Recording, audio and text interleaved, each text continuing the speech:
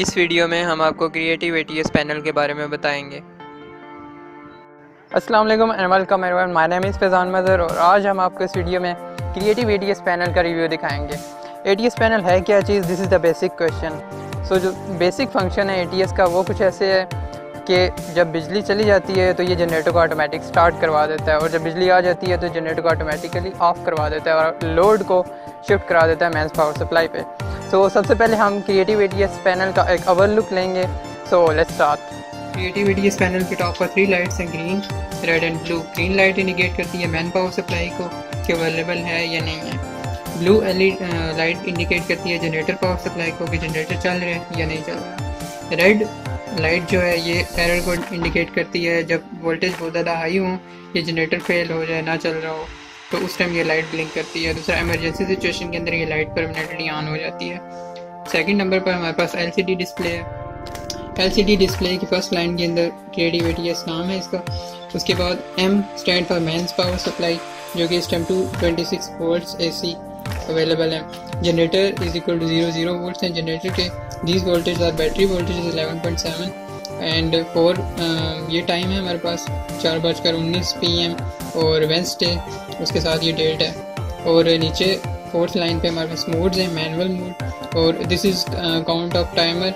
इस टाइमर को देख के आप बता सकते हैं कि कितनी देर हो गई है, बिजली आ चुकी है या कितनी देर से जनरेटर आपका चल रहा है। ये मिनट्स में आपको काउंट करके बताता है। एलसीडी के बाद 4 बटन हैं, left button, menu button, right button and reset button. Reset button पूरे के पूरे पैनल को रीसेट कर देता है और लेफ्ट और राइट बटन मेन्यू के अंदर हमारे यूज़ होते हैं और सेटअप मेन्यू के लिए मेन्यू का बटन है। उसके बाद हमारे पास मोड सिलेक्शन स्विच है, जिसके 3 मोड्स हैं, ऑटो, मैनुअल, एडवांस। यहाँ से हम सेलेक्ट कर सकते हैं। इस मोड सिलेक्शन के बाद हमारे पास 3 बटन है, स्टार्ट, स्टॉप एंड इमरजेंसी। जब मैनुअल मोड होगा तो उस टाइम स्टार्ट और स्टॉप के बटन काम करेंगे और इमरजेंसी का बटन जो है, अगर कोई भी इमरजेंसी हो जाती है, अब इसको प्रेस करेंगे तो ये हर किस्म का लोड ऑफ कर देगा और जनरेटर को भी स्टॉप करवा देगा। उसके बाद हमारे पास ये चेंज ओवर स्विच है हमारे पास। अगर खुदा खास्ता इसका सर्किट जो है ख़राब हो जाता है या कोई इशू हो जाता है तो ये चेंज ओवर स्विच काम करेगा और आप इस पूरे सिस्टम को मैनुअली इससे कंट्रोल कर सकते हैं। इसको मेंस की तरफ रोटेट करेंगे तो आपकी मेंस पावर सप्लाई चलेगी और जनरेटर की तरफ रोटेट करेंगे तो जनरेटर चलेगा। लेकिन इस स्विच को यूज़ करने से पहले आपको इस पैनल की पावर सप्लाई ऑफ करनी पड़ेगी। उसके लिए एक रेड कलर का बटन है इस पैनल की साइड पे, इस बटन को आप ऑफ कर देंगे और उसके बाद ये चेंज ओवर स्विच जो है एक्टिव होगा। क्रिएटिव एटीएस जो है ये हमने जो बनाया है, ये एक ऐसी चीज़ बनाई है, ऐसी प्रोडक्ट है कि जो इससे पहले पाकिस्तान की किसी मार्केट में अवेलेबल नहीं है। क्योंकि हमने इसके बनाने से पहले रावलपिंडी की पूरी मार्केट विज़िट की है, इसके बाद फिर हम लाहौर की पूरी मार्केट विज़िट करके आए हैं। हमारे पास इसके ऊपर जो है ना हमने इसके 30 से ज़्यादा ऑप्शन एक पेपर पे लिखे होते हैं और फिर हम जो बड़े एटीएस पैनल बनाने वाले लोग बैठे हुए हैं मार्केट में, हमने जाकर उनको ये चीज़ दिखाई है कि यार ये चीज़ हमें चाहिए। तो उन लोगों ने, उनमें से 2-3 बंदों ने कहा जी कि हम इसमें से 2-3 ऑप्शन तो इसमें डाल दे के आपको दे सकते हैं, लेकिन ये सारी के सारे ऑप्शन एक ही एटीएस में डालना हमारे लिए पॉसिबल नहीं है, ये मुश्किल है। तो फिर हमने अल्हम्दुलिल्लाह इसको ख़ुद बनाया। हमारे प्रोग्रामर ने फैज़ान भाई और इंजीनियर भी हैं, उन्होंने इस नामुमकिन काम को मुमकिन करके दिखाया और अल्लाह के फजल से जो हमने पेपर पे 30 के 30 ऑप्शन लिखे थे वो अल्लाह के फजल से बिल्कुल 100% सक्सेसफुल हैं और बेहतरीन काम कर रहे हैं। तो हम बेसिकली ये चाहते थे कि एक ऐसी चीज़ बनाएं कि जो कि यूज़र फ्रेंडली हो, कि आप अपनी मर्ज़ी से सारी सेटिंग उसमें ख़ुद ब खुद कर सकें। कि जैसे मार्केट में नॉर्मल रूटीन में तो बेशुमार एटीएस पैनल पड़े हुए हैं कि जो बिजली जाने पे जनरेटर ऑन करा देते हैं, बिजली आने पे बंद करा देते हैं, लेकिन जो हमने इसमें ऑप्शन डाले हैं वो इससे पहले आपको पाकिस्तान में नहीं मिलेंगे। फर्स्ट टाइम इंशाल्लाह हम एक ऐसी प्रोडक्ट लॉन्च कर रहे हैं मार्केट में, इंशाल्लाह ये आपको यूज़ करके मज़ा आएगा और बहुत ही ज़बरदस्त चीज़ है, आप इसको एंजॉय करेंगे। क्रिएटिव एटीएस पैनल में सबसे इंटरेस्टिंग चीज़ जो आपको पहले नज़र नहीं आएगी दूसरे एटीएस पैनल्स के अंदर, वो इसकी सेटिंग्स है जो आप इसके सेटअप मेन्यू के थ्रू कर सकते हैं। तो आइए देखते हैं कि इस पैनल के अंदर कौन सी सेटिंग है। तो लेट्स स्टार्ट। सेटअप मेन्यू में जाने के लिए मेन्यू का बटन है, वो प्रेस करेंगे। सेटअप मेन्यू के अंदर सबसे पहला फैक्टर मेंस फैक्टर है और सेकंड वन जनरेटर फैक्टर है। ये दोनों फैक्टर जो हैं ये मेंस और जनरेटर के वोल्ट मीटर के कैलिब्रेशन के लिए इस्तेमाल होते हैं। नेक्स्ट इंजन टाइप है, आपका इंजन जो है जनरेटर का वो कौन सा है वहाँ से सिलेक्ट होता है, डीजल है या पेट्रोल है, यहाँ से आप सिलेक्ट कर सकते हैं। उसके बाद नेक्स्ट हमारे पास यूपीएस इंटरफेस है।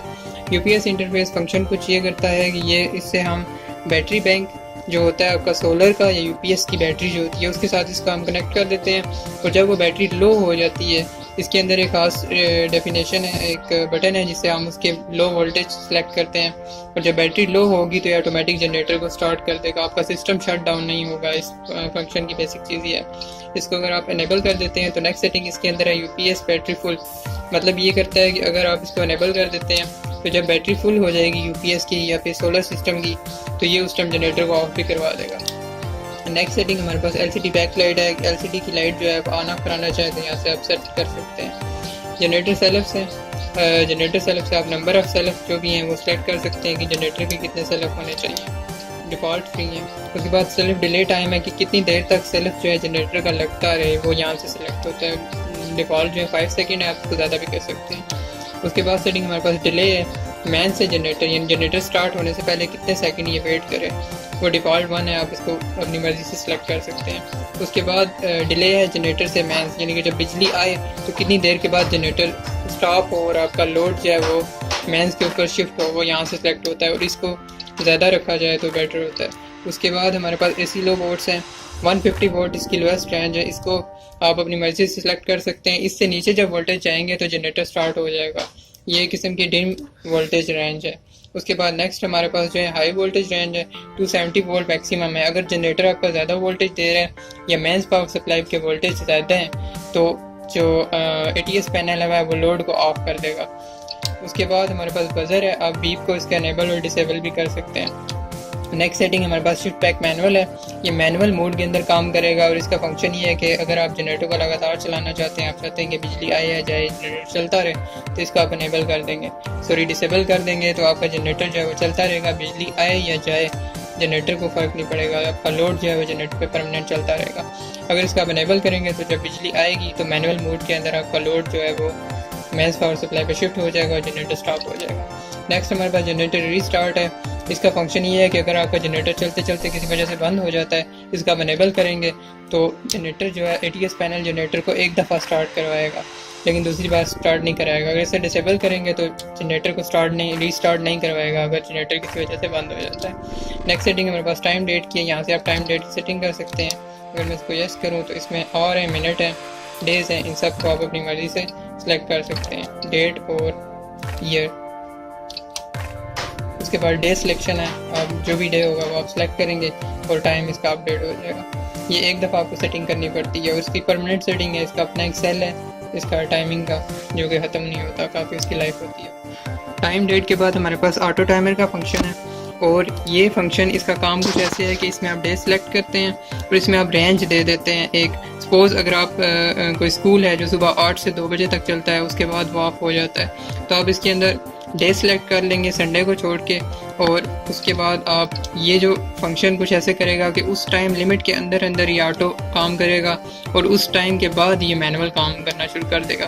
फॉर एग्जांपल आपको मैं दिखाता हूँ, मैं मंडे को सिलेक्ट करता हूँ और नेक्स्ट में यहाँ से थर्सडे को सिलेक्ट कर लेता हूँ और फिर मैं इसको एग्जिट करता हूँ। तो मुझसे पूछ रहा है कि मंडे का जो दिन है वो पूरा दिन आपने ऑटोमेटिक रखना है इस पैनल को या फिर उसके हमने मैनुअल करना है, तो इसको मैं फुल डे ऑटोमेटिक कर देता हूँ। अब नेक्स्ट जो थर्सडे मैंने सेलेक्ट किया था इसका पूछ रहा है फुल डे या आपने रेंज रखनी है कोई, तो इसके लिए मैं रेंज रख देता हूँ। अभी मुझसे पूछ रहा है कि स्टार्ट और एंड टाइम बताएं, यहाँ से जो भी मैंने स्टार्ट टाइम फॉर एग्जाम्पल 8 का टाइम है तो यहाँ से मैं 8 सेलेक्ट कर लूँगा, ये सुबह 6 कर दिया मैंने, तो जो भी टाइम है आप यहाँ से स्टार्ट टाइम सेलेक्ट करेंगे और इसी तरह एंड टाइम के कितने बजे तक आपका सिस्टम जो है वो चल रहा है। अगर मैं 2 रख देता हूँ और इसको कोई भी टाइम दे देता हूँ, इसको मैं PM कर दूँगा, तो अब ये जो टाइम लिमिट होगी इसके अंदर अंदर जो ATS पैनल है वो आपका ऑटोमेटिक चलेगा और इस टाइम लिमिट के बाद ये मैनुअल काम करना शुरू कर देगा।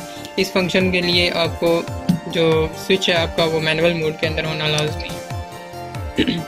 उसके बाद लास्ट जो फंक्शन है वो रीसेट सेटिंग है। इसके अंदर वो सेटिंग है जो मैंने खुद सेव की हुई है प्रोग्रामिंग के थ्रू। अगर आपसे गलत सेटिंग हो जाती है या आपको समझ नहीं आती सेटिंग की, तो आप एंड में जाकर इसको रीसेट को यस कर देंगे तो ये factory default resetting to factory default जो डिफ़ॉल्ट सेटिंग है वो कॉन्फ़िगरेशन ये सेव कर देगा। ऑटो मोड में पावर सप्लाई को ऑफ करेंगे तो जनरेटर ऑटोमेटिकली स्टार्ट हो जाएगा।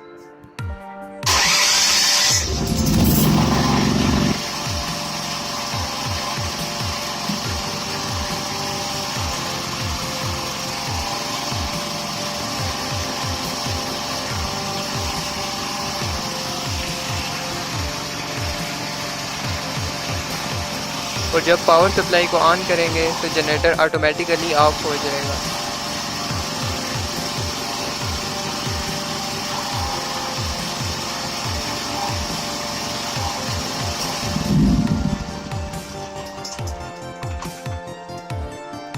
मैनुअल मोड में जब स्टार्ट का बटन दबाएंगे तो जनरेटर स्टार्ट हो जाएगा।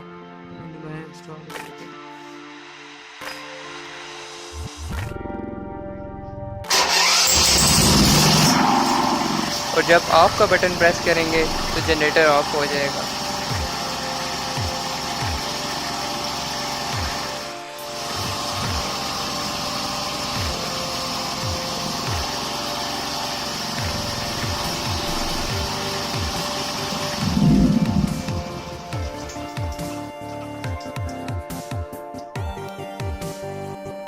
इमरजेंसी का बटन प्रेस करेंगे तो जनरेटर और वापडा दोनों ऑफ हो जाएंगे। और जब रीसेट का बटन प्रेस किया जाएगा तो पैनल रीस्टार्ट हो जाएगा।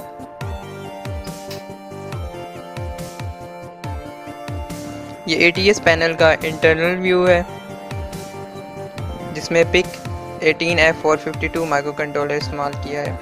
ये UPS इंटरफेस फंक्शन के लिए बटन है जिसको इस्तेमाल किया जाता है UPS इंटरफेस के लिए।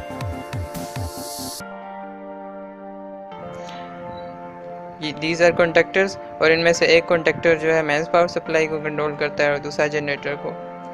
ये LCD मॉड्यूल है और इसके टॉप पे लाइट्स हैं। This is auto manual switch, these are buttons and this is the change over switch for any emergency case. Creative ATS panel के नीचे जो है जंक्शन बॉक्स है जिसके अंदर आप battery positive, battery negative, self की वायर, स्टॉप की, डीजल, अगर डीजल जनरेटर है तो उसके लिए डीजल की वायर लगेगी। उसके बाद ये 3 फेज सिस्टम है। न्यूट्रल लोड के लिए 3 फेज जनरेटर एंड मैन के लिए 3 फेज कनेक्शन जो है इस जंक्शन बॉक्स के अंदर होते हैं। आई होप आपको क्रिएटिव ATS पैनल पसंद आया होगा और अगर आप इसको परचेज़ करना चाहते हैं या ऑर्डर करना चाहते हैं तो आपको गिवन नंबर्स हैं, इन पे आप कॉल करके ऑर्डर बुक करवा सकते हैं।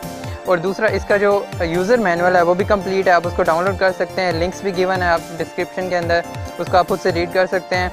और आई होप आपको ये पसंद आया होगा। थैंक्स फॉर वाचिंग, अल्लाह हाफिज़।